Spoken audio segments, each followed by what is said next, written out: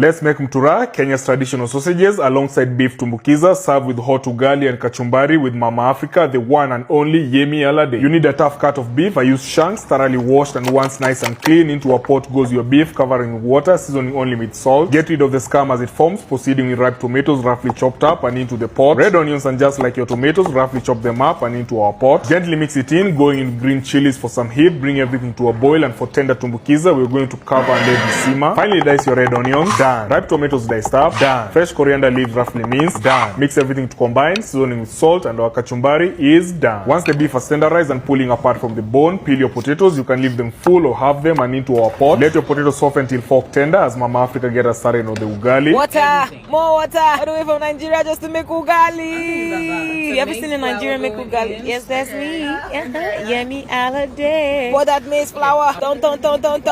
Turn it! Ugali for the family, ugali for the loved ones, ugali for your boyfriend, your girlfriends, and everyone you love some. Nico, you did not tell me you. Turn. How does it taste, chef? Hot. You didn't tell me I would come here and suffer. Ugali is making sense. Yeah, it's done.